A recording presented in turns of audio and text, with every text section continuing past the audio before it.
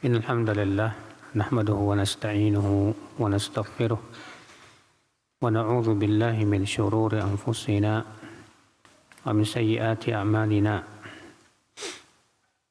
من يهده الله فلا مضل له ومن يضلل فلا هادي له وأشهد أن لا إله إلا الله وحده لا شريك له وأشهد أن محمدا عبده ورسوله قال الله تعالى في كتابه الكريم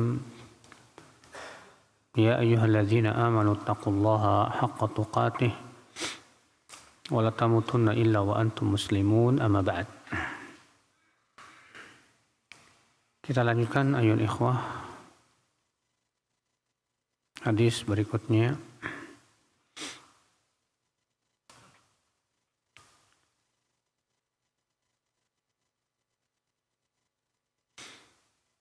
Bab at-taghlid fil murur baina yadayil musalli. Bab larangan keras lewat di hadapan orang yang sedang sholat. Hadis 337 An Busr bin Sa'id anna Zaid bin Khalid al-Juhani arsalahu ila Abi Juhaim yas'aluhu ماذا سمع من رسول الله صلى الله عليه وسلم في المار بين يدي المصلي قال أبو جهيم قال رسول الله صلى الله عليه وسلم لو يعلم المار بين يدي المصلي ماذا عليه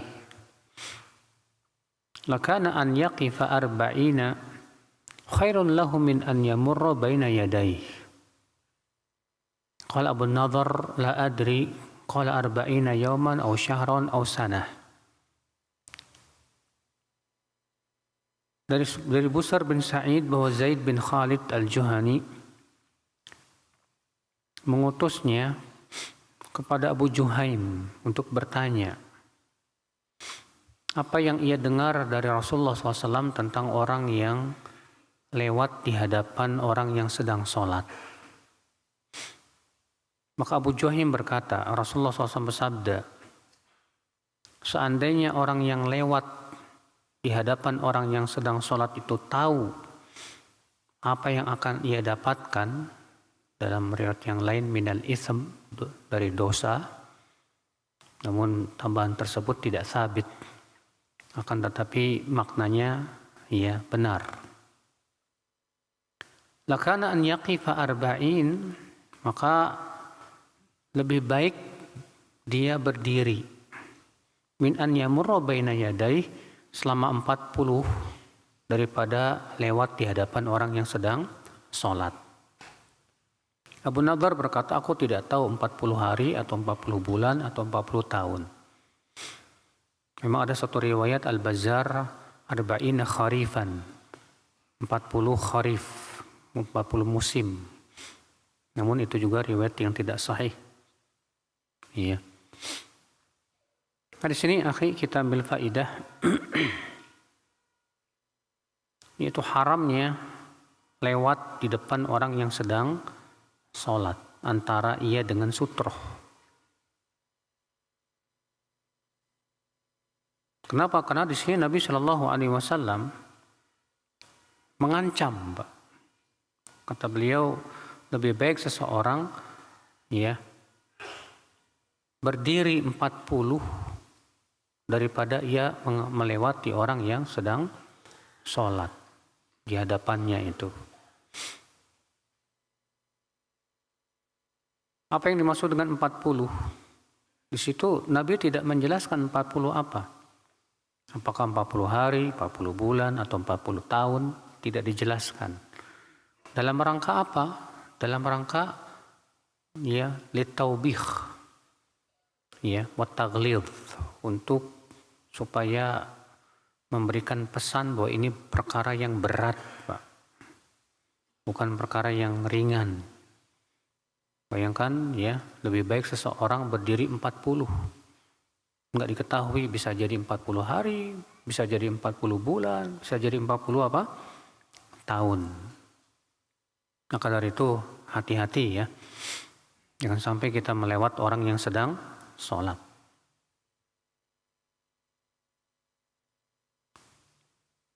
Kata Imam Asy-Syaukani menjelaskan hadis ini, lakana an yaqifa arba'in, yakni law alima al-mar miqdarul ism alladhi yalhaquhu min mururihi baina yaday al-musalli lakhtara an yaqifa al-muddah al-madhkura hatta la yalhaquhu dhalika al-ism.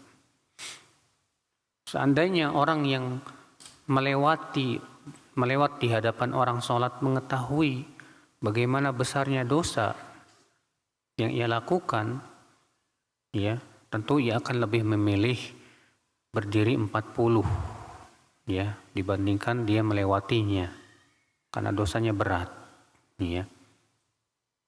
Wal hadis yadullu ala anna al-murar baina yadayil musalli min al-kaba'ir al-mujibah lin-nar. Berarti hadis ini kata Imam Syaukani menunjukkan bahwa melewat di hadapan orang yang sedang sholat itu termasuk dosa-dosa besar. Termasuk dosa besar yang pelakunya terancam masuk neraka, Pak. Iya.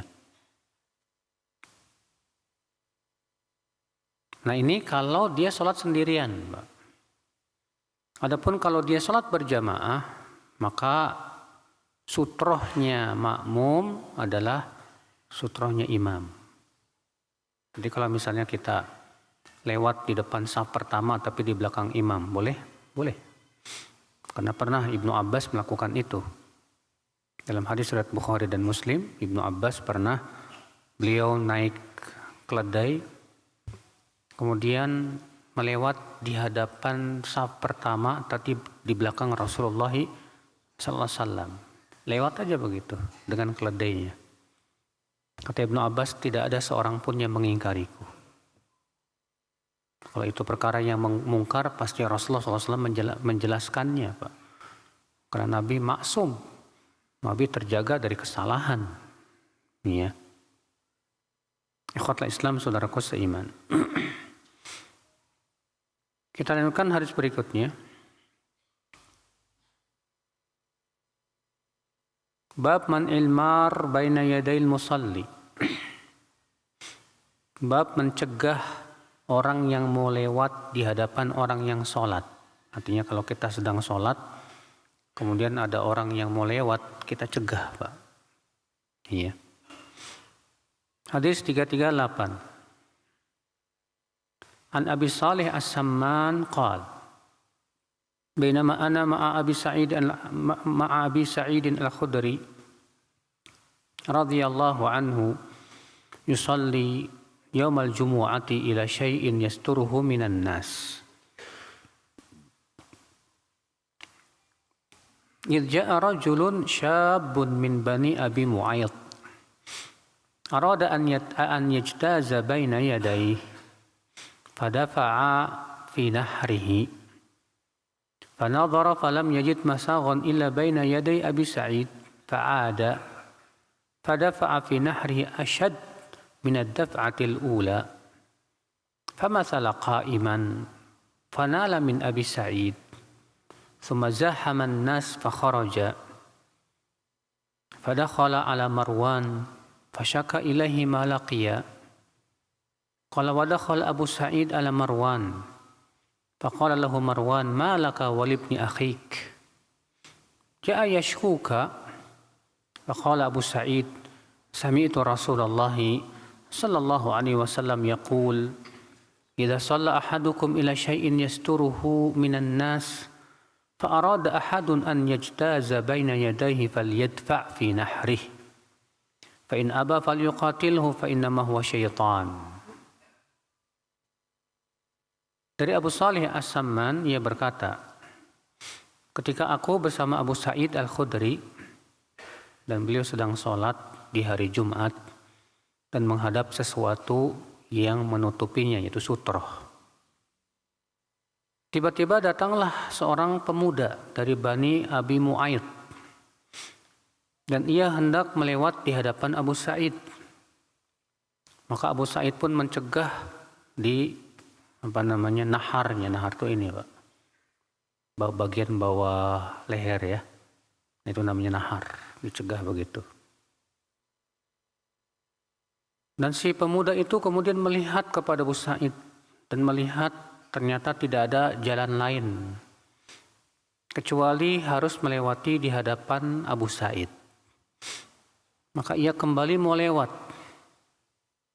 Maka Abu Sa'id mencegah dengan yang lebih kuat lagi. Maka si pemuda ini pun berdiri dan mencaci maki Abu Sa'id. Maka ia pun kemudian berdesak-desakan dengan manusia dan keluar. Dan ia pun kemudian masuklah ke Marwan waktu itu sebagai gubernur kota Madinah, dan mengadukan tentang perbuatan Abu Sa'id. Lalu kemudian Abu Sa'id masuk kepada Marwan. Lalu Marwan berkata, "Ada apa engkau dengan anak saudaramu itu? Tadi ia datang mengadukanmu kepadaku." Kata Abu Sa'id, "Aku mendengar Rasulullah SAW bersabda, apabila salah seorang dari kalian sholat kepada sesuatu yang menutupinya itu sutrah dari manusia, lalu ada seseorang yang mau lewat di hadapannya, hendaklah ia cegah di naharnya. Dan ternyata jika dia ngeyel mau lewat juga, maka perangilah, karena sesungguhnya ia adalah setan." Iya. Di sini akhi kita ambil faidah yaitu perintah untuk mencegah orang yang mau lewat di hadapan orang yang sedang sholat. Jadi kalau kita sedang sholat ya, tadi kita sudah sebutkan, lalu ada orang yang mau lewat, cegah Pak. Mau lewat juga cegah lagi Pak. Iya. Hadis ini juga menunjukkan akal Islam bahwa orang yang ngeyel tetap mau lewat walaupun padahal sudah cegah, maka kata Rasulullah dia itu setan. Apa maksudnya? Berkata Al-Hafidz Ibnu Hajar menjelaskan ya maknanya, fa innama huwa syaitan ay itlaqu syaitan 'alal marid minal ins syai'un dha'i'un. Menamai manusia yang durhaka, yang tidak mau turut kepada Allah dan Rasulnya sebagai setan, itu sesuatu yang masyhur. Dan itu ada dalam Al-Quran juga. Allah berfirman, syayatinal insi wal jin. Setan dari kalangan manusia dan jin. Wasababu itlaqihi alaihi annahu fa'ala fi'la syaitan. Di situ Nabi menyebut bahwa orang yang tetap ngeyel pengen lewat itu setan. Kenapa? Karena ia telah melakukan perbuatan setan. Iya. Wa qila ma'nahu innama hamalahu ala mururihi wa imtina'ihi minar ruju' asyaitan. Ada lagi yang mengatakan maksud hadis ini artinya yang membuat dia tetap pengen lewat itu adalah setan. Iya. Dan ini akal Islam celaan ya buat orang yang sudah diperingatkan nggak boleh lewat tetap aja ngeyel mau lewat. Rasulullah menyebutnya sebagai apa Pak? Setan. Iya berarti orang yang sudah dicegah, dilarang nggak boleh berbuat maksiat tetap aja maksiat. Nah yang kayak ginian setan nih Pak. Setan dari kalangan manusia. Tapi antum jangan manggil dia setan Mas, nanti berantem, setan loh gitu. Iya. Makanya dia jadi setan beneran nanti. Iya. Aneh panggil setan, udahlah kalian aja di setan. Akhirnya bukannya taubat malah tambah melakukan perbuatan maksiat. Iya. Namun berbeda dengan orang yang tidak tahu hukumnya, Pak. Adapun orang yang tidak tahu hukumnya karena ketidaktahuan, ya, maka orang seperti ini tidak berdosa karena nggak tahu nama. Tapi tentunya kita yang tahu berusaha untuk memberitahu bahwa itu tidak boleh, dilarang oleh Rasulullah. Bawakan hadisnya kepada dia, ya. Nah, terkadang kalau orang nggak tahu pas kita cegah ngambek, Pak, kamu ngapain sih? Ya mau lewat aja nggak boleh. karena nggak tahu. Maka setelah sholat kita jelaskan bahwa itu tidak boleh, dilarang oleh Rasulullah SAW. Ada orang yang memaknai, ya, kalau dia tidak mau falyuqatilhu, hendaklah perangi dia. Artinya diajak berantem katanya, Pak. Ini pemahaman yang salah. Iya.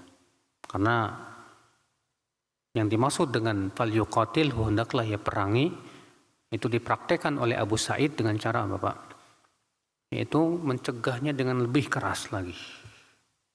Iya, itu perbuatan sahabat Abu Sa'id Al-Khudri radhiyallahu anhu wa ardhah. Di sini kita ambil faedah selanjutnya, Pak. Di sini menunjukkan hukum bahwa seorang hendaklah sholat menghadap sutroh. Terjadi ikhtilaf para ulama, ya, apakah hukum sutroh itu hukumnya wajib ataukah hukumnya sunnah? Imam atau madhab yang 4, yaitu madhab Maliki, Syafi'i, Hanafi, dan Hambali, sepakat bahwa itu hukumnya sunnah muakkadah. Itu sunnah muakkadah dan tidak wajib. Sementara Ibnu Hazm dan yang dikuatkan oleh Imam Asy-Syaukani dalam Nailul Awtar, bahwa itu hukumnya wajib. Iya. Alasannya karena hadisnya perintah. Nabi mengatakan, la tusalli illa ila sutroh. Jangan kamu sholat kecuali menghadap apa? Sutroh. Dalam riwayat Muslim, fal yusalli ila sutroh. Hendaklah ia sholat menghadap sutroh. Sedangkan perintah itu menunjukkan wajib. Sementara jumhur berhujah dengan dalil-dalil yang memalingkan dari makna wajib kepada apa? Sunnah, seperti hadis Ibnu Abbas bahwa Rasulullah SAW pernah sholat di Mina ila ghairi jidar, menghadap ke selain tembok. Kata jumhur maksudnya yaitu kepada selain sutroh. Tapi Imam Syaukani membantah Imam Ibnu Hazm bahwa menghadap ke selain tembok tidak mengharuskan tidak ada sutroh. Karena kebiasaan Rasulullah SAW kalau safar itu bawa apa? Bawa tombak, Pak. Maka beliau biasanya ketika safar itu menghadap kemana? Ke tombak. Memang ada dalam riwayat Bazzar dengan lafaz ila ghairi sutroh, tapi itu lafaz yang lemah. Ya. Allahu a'lam secara kekuatan dalil, Pak. Maka pendapat yang mengatakan wajib itu lebih kuat. Iya. Kita masuk ke bab berikutnya, bab ma yasturul musalli. Bab apa yang menutupi orang yang sholat, itu sutroh. Maksudnya, ukuran sutrohnya berapa? Disebut sutroh itu gimana? Hadis 339. An Talha bin Abdullah, ya, Talha bin Ubaidillah radhiyallahu anhu qala, kunna nusalli wad dawabu tamurru baina aydina.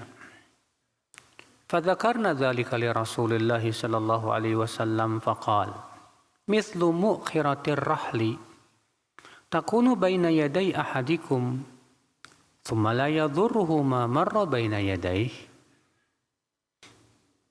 Dari Talha bin Ubaidillah, semoga Allah meridhoinya, ia berkata, dahulu kami sholat sementara binatang ternak lewat di hadapan kami. Maka kami menyebutkan hal itu kepada Rasulullah sallallahu alaihi wasallam. Maka beliau bersabda, hendaknya di hadapan seseorang ada seperti mu'khiratir rahli. Mu'khiratir rahli itu tempat duduk yang ada di unta, ya.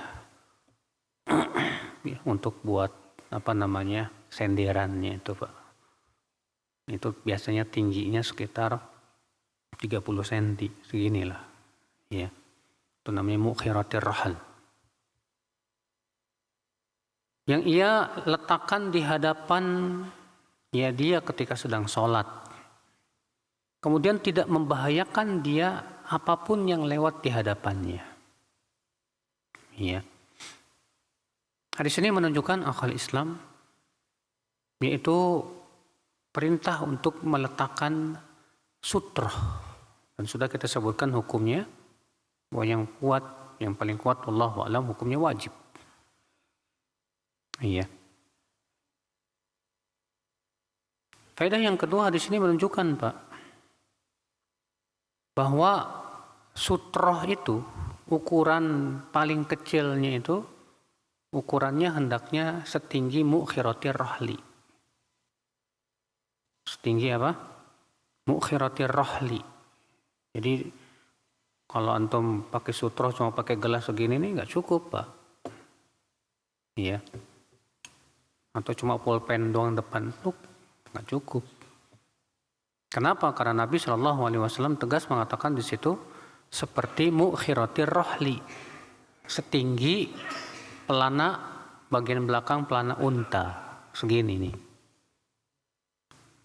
Al-Imam An-Nawawi dalam syarah Sahih Muslim ketika menjelaskan hadis ini berkata, "Fi hadzal hadits an-nadb ila sutrah baina yadayil musalli wa bayanun anna aqalla sutrah mu'khiratur rahli wa hiya qadru 'azmi dhira' wa nahwu thulutsai dhira'. Wa yahsulu bi ayyi syai'in aqamahu baina yadayhi hakadha." Dalam hadis ini, kata beliau, merupakan anjuran untuk memakai sutroh saat sholat. Dan bahwasannya sutroh yang paling kecil, ya, ukuran yang minimal sutroh, itu seperti mu'khiratir rahl, itu sekitar satu hasta, ya, hastanya kita ini. Apa zira itu artinya ya hasta, ya. Zira itu dari sini ke sini nih Pak nih. Iya. Atau sama dengan 2/3 zira. Dan sutroh itu bisa dengan apa saja yang ia dirikan di hadapannya. Ya. Wa syarata Malik rahimahullah ta'ala an yakuna fi ghiladhir rumh. Dan Imam Malik memberikan syarat bahkan bahwa sutroh itu harus tebal, setebal tombak. Harus tebal apa?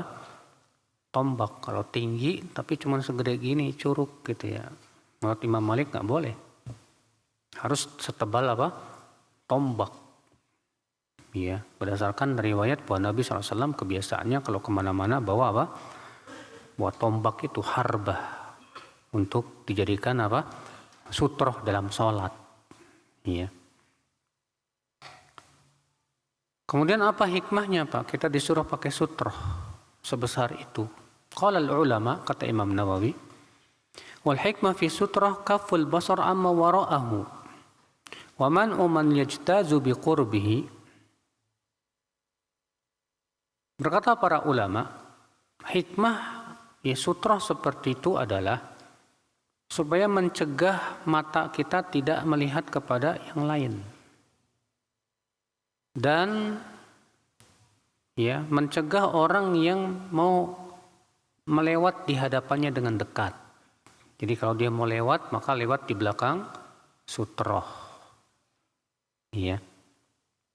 Wastadal al-Qadhi Iyad bihadzal hadits ala anna al-khat baina yadayil musalli la yakfi. Dan Al-Qadhi Iyad berdalil dengan hadis ini bahwa sebatas menggaris itu tidak cukup. Iya. Wa in kana qad jaa bihi haditsun wa akhadha bihi Ahmad ibn Hanbal fa huwa dha'ifun. Walaupun memang ada hadis ya bahwa kalau seseorang tidak mendapatkan apapun maka hendaklah ia garis. Dan itu yang kemudian dipegang oleh Imam Ahmad bagi mereka yang tidak mendapatkan apa? Sutroh. Namun kata beliau itu hadis yang lemah. Ya. Itu hadis yang apa? Yang lemah. Walam yara Malik wala amatul fuqaha al-khat.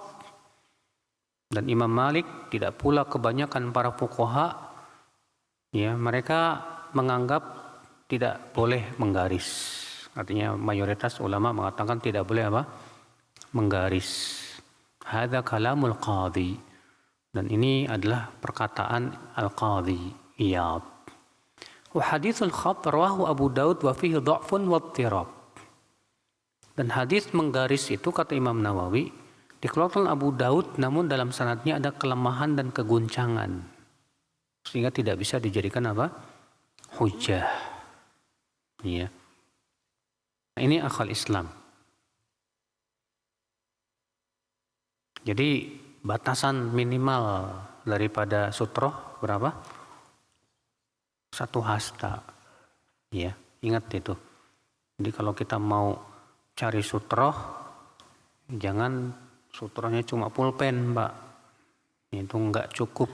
Ya.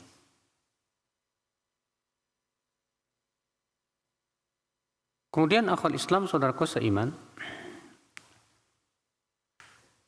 ada beberapa yang berhubungan dengan masalah sutroh.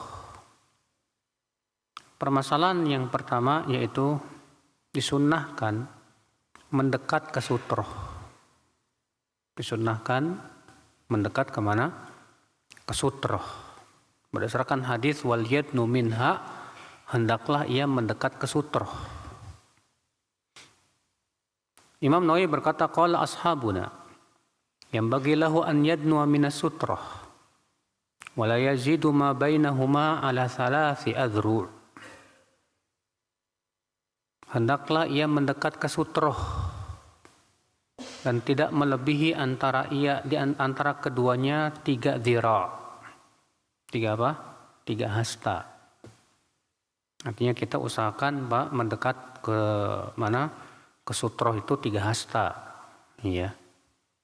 Sebutkan dalam riwayat bahwa Nabi Shallallahu Alaihi Wasallam itu mendekat ke sutroh.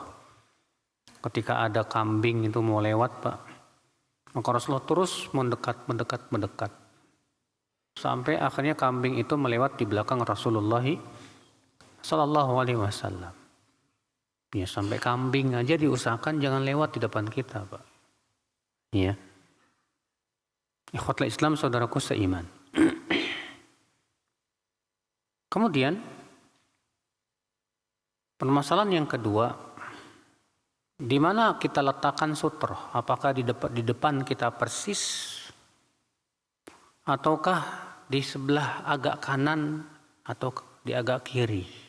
Jadi tidak di depan persis. Ada sebuah hadis Bapak sekalian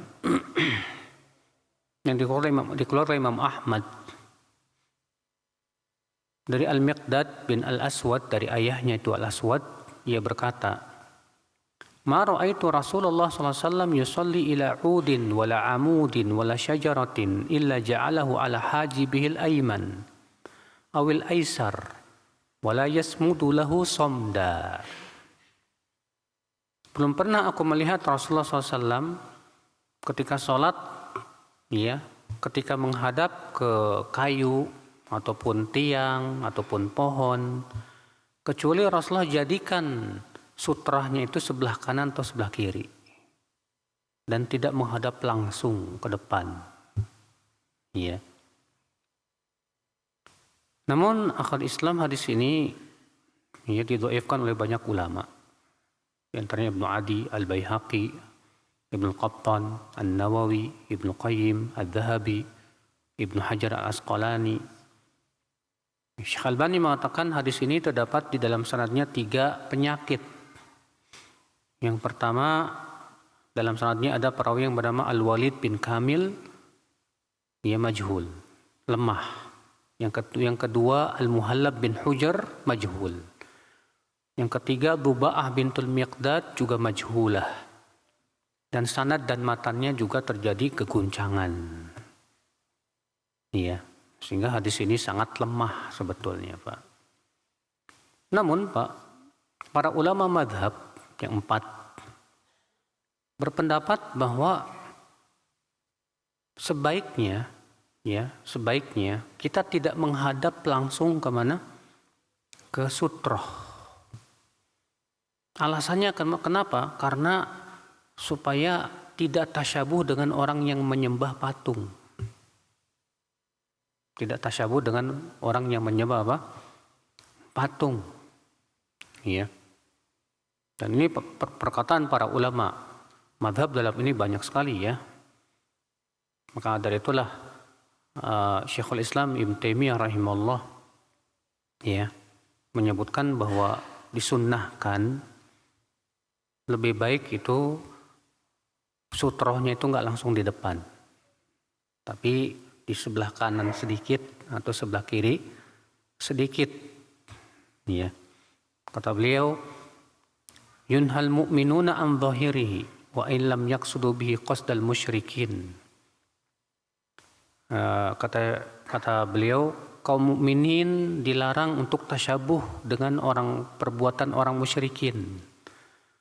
Walaupun tujuannya, maksud dan niatnya tidak sama dengan niat kaum musyrikin. Saddan lidzari'ah, untuk menutup pintu yang bisa menjerumuskan.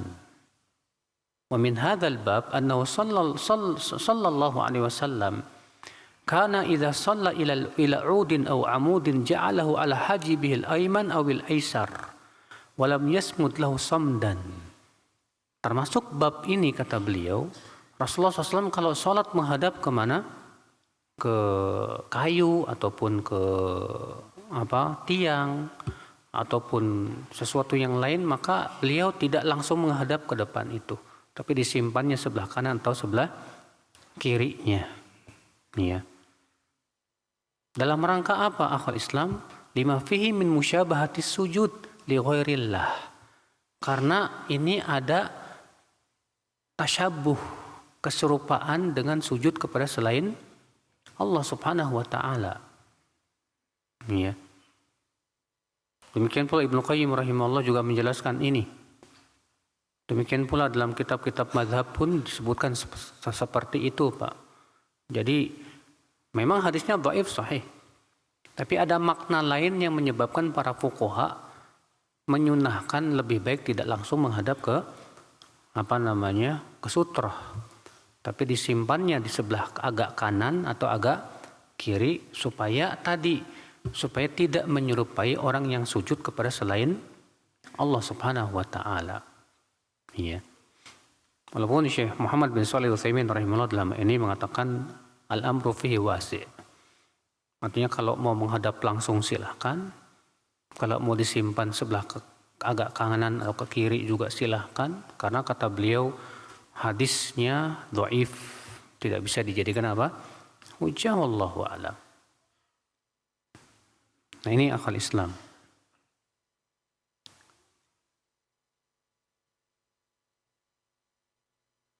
Hadis berikutnya bab as-shalah ila harbah. Bab salat menghadap harbah. Harbah itu tombak. Hadis 340. An Ibni Umar radhiyallahu anhuma anna Rasulullah sallallahu alaihi wasallam kana idza kharaja yaumal 'id amara bil harbah fatuda'u baina yadayhi fayusalli ilaiha wan nasu wara'ah wa kana yaf'alu dzalika fis safar famin thamma ittakhadhaha al umara. Dari Ibnu Umar, semoga Allah meridhoinya, bahwasanya Rasulullah SAW apabila keluar di hari raya, beliau menyuruh supaya ditancapkan tombak di hadapan tempat sholat beliau. Maka beliau pun sholat menghadap tombak tersebut.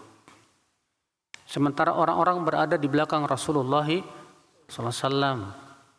Dan beliau pun melakukan itu dalam safarnya. Dan itu kemudian menjadi kebiasaan para pemimpin setelahnya, para khalifah setelahnya. Di sini menunjukkan akal Islam, ya. Rasulullah SAW memerintahkan untuk menancapkan tombak. Bahkan dalam safar pun beliau bawa tombak. Tujuan tombak itu adalah untuk dijadikan sutroh.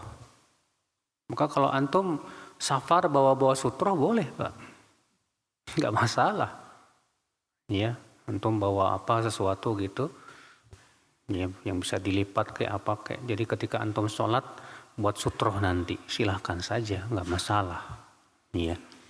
Kalau dikhawatirkan nanti sholat di tempat yang kemungkinan besar nggak ada sutroh misalnya. Iya.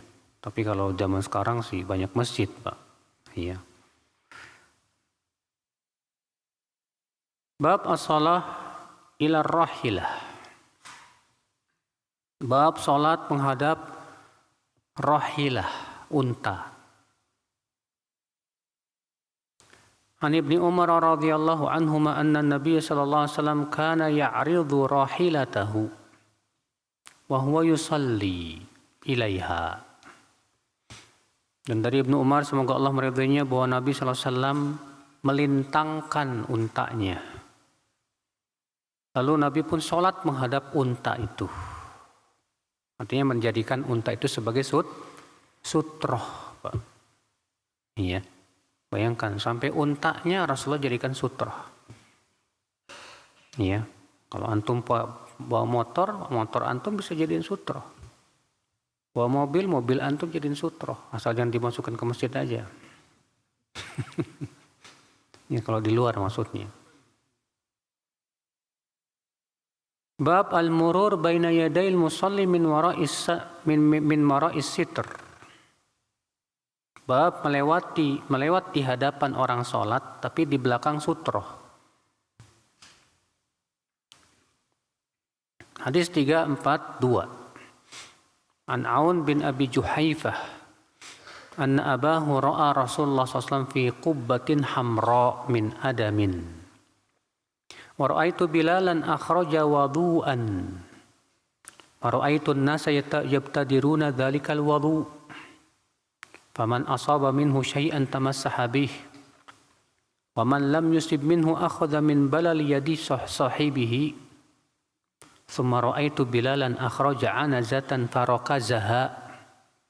Wa kharaja Rasulullah SAW fi hullatin hamra mushammira. Fasalla ilal anazah bin nasi rak'atain. Wa ra'aitu an-nas wad dawab yamurruna baina yadayil anazah. Dari Aun bin Abi Juhaifah, bahwasanya ayahnya melihat Rasulullah SAW di sebuah kubah berwarna merah, kemah maksudnya ya, terbuat dari kulit. Dan aku melihat Bilal mengeluarkan air wudhu untuk Rasulullah SAW.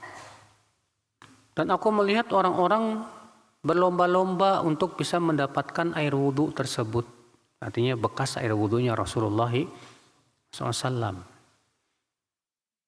Di antara mereka apabila berhasil mendapatkan bekas air wudhu Rasulullah langsung diusap ke badannya. Jika ia tidak mendapatkannya, dia pegang tangan temannya itu yang basah dari bekas air wudhu Rasulullah. Kemudian aku melihat Bilal mengeluarkan anazah, tombak kecil. Ya, tombak. Lalu ia tancapkan. Dan Rasulullah pun keluar dengan menggunakan hullah hamra, kain yang berwarna merah. Dan beliau sholat menghadap ke anazah tersebut, mengimami manusia 2 rakaat. Dan aku melihat orang-orang dan binatang lewat di belakang sutroh al-anazah tersebut. Hadis ini akhi, kita ambil faedah. Faedah yang pertama, bahwa badan Rasulullah SAW itu barokah. Dan boleh tabaruk, ngalap berkah dengan badannya Rasulullah SAW. Sampai-sampai para sahabat berebut pengen mendapatkan bekas wudunya Rasulullah SAW. Namun pertanyaannya Pak, apakah ini khusus untuk Rasulullah atau tidak? Pendapat yang sahih bahwa ini khusus untuk Rasul. Kenapa? Karena para sahabat tidak pernah melakukan itu kepada sahabat lain. Tidak pula para tabi'in melakukan itu kepada para sahabat. Iya. Naam, sebagian ulama seperti Ibnu Hajar, Imam Nawawi mengatakan dikiaskan kepada Nabi yaitu orang soleh. Ya. Maka boleh kita tabaruk kepada badan orang soleh, kiai dan yang lainnya. Tapi ini pendapat lemah, Pak. Kenapa? Karena siapakah orang yang lebih soleh setelah Rasulullah dari Abu Bakar, dari Umar, dari Uthman, dari Ali? Mereka semua sudah dijamin masuk surga oleh Rasulullah SAW. Rasul sudah menyatakan Abu Bakar di surga, Umar di surga, Uthman di surga, Ali di surga, Talha di surga, sampai 10 orang itu. Tapi ada enggak para sahabat yang ngalap berkah dengan badannya Abu Bakar? Tidak ada. Ada tidak para tabi'in yang ngalap berkah dengan badannya Umar? Tidak ada. Iya. Kalau mereka yang sudah dijamin masuk surga aja, ternyata enggak ada yang tabaruk sama badannya. Bagaimana dengan orang soleh sekarang di zaman sekarang, kiai yang tidak ada jaminan masuk surga? Iya. Adapun pengkiasan kepada Rasulullah ini kias ma'al farik, kias yang jauh berbeda. Kalau Rasulullah memang badannya beda dengan manusia biasa. Buktinya apa? Keringatnya Rasul aja dijadikan minyak wangi sama Ummu Sulaim. Coba sama antum, ya keringat orang antum jadi masukin ke minyak wangi. Kira-kira wangi apa buah apek, Pak? Enggak sama ya akhwal Islam. Maka itu khususiyatul Rasul, khusus untuk Rasulullah sallallahu alaihi wasallam. Makanya yang dilakukan zaman sekarang, orang sampai berebut memperebutkan ya bekas air wudunya kiai misalnya, atau Habib misalnya, maka itu batil. Iya. Sebab kalau itu baik, pasti yang pertama kali melakukannya para sahabat kepada sahabat yang lain. Para tabi'in, para tabi'ut tabi'in. Ya. Lau kana khairan lasabaquna ilaih.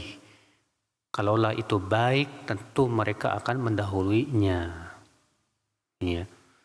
Adapun adanya pendapat sebagian ulama, itu bukan patokan kita, Pak. Yang menjadi patokan kita adalah generasi yang terbaik. Karena mereka sudah jelas-jelas dipuji oleh Rasulullah, dipuji oleh Allah langsung dalam Al-Quran. Iya. Di sini kita ambil faedah. Di sini menunjukkan bahwa Rasulullah SAW ya, memakai baju merah, kain yang berwarna apa? Merah. Sehingga menjadi perselisihan para ulama, Pak. Apa hukumnya memakai baju merah? Sebagian ulama mengatakan bahwa memakai baju merah itu hukumnya haram. Dasarnya apa? Hadis yang melarang dia memakai baju merah. Sebagian ulama mengatakan bahwa larangan memakai baju merah itu sudah dimansuh. Sudah apa? Dihapus. Ya. Wallahu a'lam. Pendapat yang saya condong kepadanya pendapat yang kedua. Yaitu boleh memakai baju apa? Merah. Ya. Kenapa demikian? Karena Rasulullah SAW memakai baju merah, ya, itu di akhir hayat Rasulullah SAW. Berarti itu menunjukkan bahwa yang terakhir dari Rasulullah itu memakainya, dan perbuatan Rasul itu menunjukkan boleh, Pak. Iya. Walaupun sebagian ulama ada yang mengumpul menjamak, Pak, seperti Imam Ibnu Qayyim. Ibnu Qayyim mengatakan bahwa dijamak antara larangan memakai baju merah dengan hadis yang membolehkan baju merah. Yang dimaksud larangan itu adalah merah yang enggak mencolok. Ya, yang dilarang itu merah yang mencolok, Pak. Yang ngejreng banget gitu, Pak. Adapun kalau merahnya merah marun gitu, bukan merah yang mencolok, maka yang seperti ini boleh. Ya. Allahu a'lam dalam hal ini. Yang jelas kalau kita mau hati-hati, kita tidak memakainya, ya itu lebih baik. Kalau mau hati-hati, masih banyak kok warna yang lain, ya. Tapi kalau antum punya keyakinan itu yang paling kuat, boleh, silahkan saja. Ya, memakai baju merah. Allahu a'lam.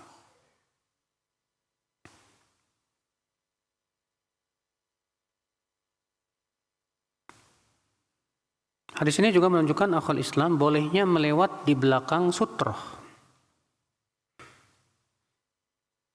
Karena kata Aun bin Abi Juhaifah, wa ra'aitun nas wad dawab yamurruna baina yadayil anazah. Maka aku melihat orang-orang dan binatang, mereka lewat di belakang apa? Anazah, tombak gitu. Iya. Kita lanjutkan Pak, bab an-nahi 'anil ikhtisar fi shalah. Bab larangan ikhtisar dalam salat.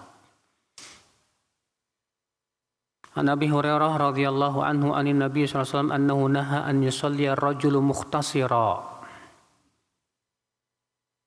Dari Abu Hurairah, semoga Allah meridhoinya, dari Nabi sallallahu alaihi wasallam, bahwa beliau melarang seseorang sholat sambil ikhtisar. Apa maknanya ikhtisar? Ya, kata Ibnu Hajar yang masyhur, makna ikhtisar itu adalah bertolak pinggang, meletakkan tangan di pinggang. Ya, meletakkan tangan di pinggang, Pak. Dan itu penafsiran yang paling masyhur. Apa hikmahnya? Para ulama menyebutkan hikmahnya. Sebagian mengatakan kan itu perbuatan orang yang sombong. Ada yang mengatakan bahwa iblis ketika diturunkan ke bumi dalam keadaan sambil bertolak pinggang, yatakhassar. Iya. Yang jelas itu dilarang dalam sholat. Iya. Untuk meletakkan tangan kita di mana? Di pinggang. Demikian, wallahu a'lam. Sudah masuk Isya. Silakan baca iftitah.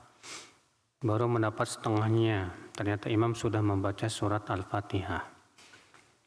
Apakah makmum berhenti membaca iftitah dan mendengar bacaan imam? Iya.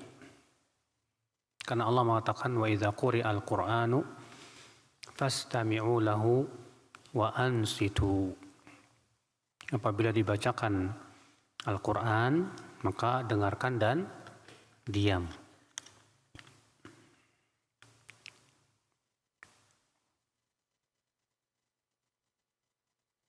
Mohon penjelasan tentang hadis bahwa Mu'adz bin Jabal akan berada di barisan paling depan para ulama. Iya, artinya Mu'adz bin Jabal, Pak, disebutkan dalam hadis itu, Mu'adz amamal ulama biratwah.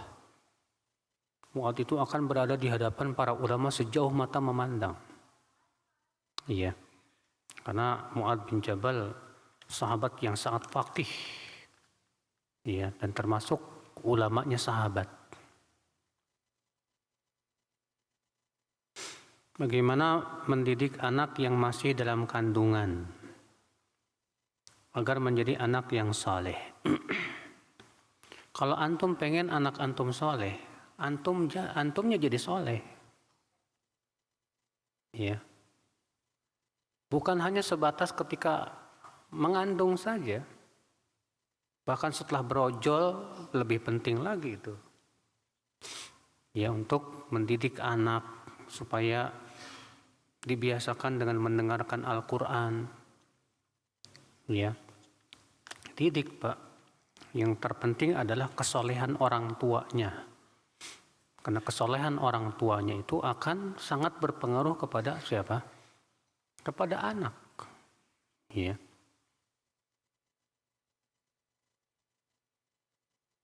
Mana yang harus diutamakan, berkorban atau akikah? Ya. Kalau memang antum punya duit dan bisa dua-duanya, lakukan dua-duanya.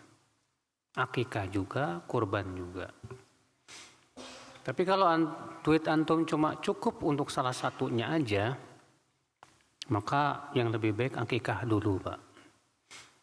Karena akikah itu berhubungan dengan hak siapa? Anak. Rasulullah bersabda, al-ghulamu murtahinun ala biaqiqatihi. Anak itu tergadai dengan apa? Akikahnya. Bayangkan Nabi menyebutkan menyamakan dengan gadaian. Iya.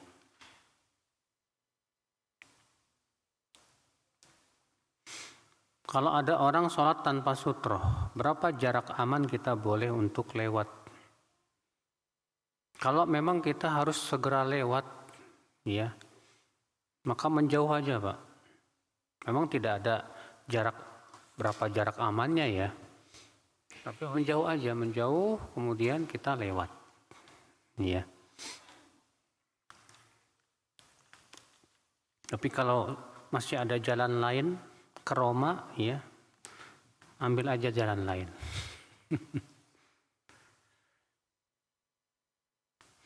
Bolehkah kita titip doa sama orang yang sedang berhaji? Boleh, nggak masalah. Minta didoakan, ya, oleh orang yang soleh, itu boleh. Kita bilang ke orang yang sedang haji, jangan lupa ya doain saya ketika di Arafah, karena di sana kan mustajab, ya.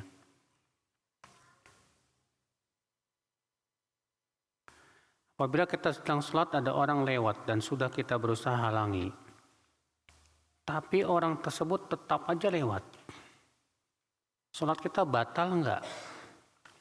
Kalau yang lewat itu laki-laki enggak batal. Tapi kalau yang lewat itu perempuan dewasa, batal. Karena disebutkan dalam hadis begitu.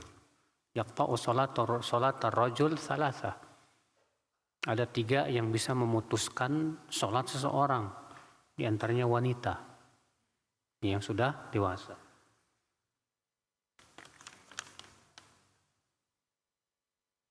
Apa hukum menyemen kuburan untuk alasan menghormati? Rasulullah yang melarang, Pak. Dalam riwayat Tirmidzi, naha Rasulullah SAW an yujassasal qabru wa an yubna 'alaiha, ya, wa an yubna 'alaihi.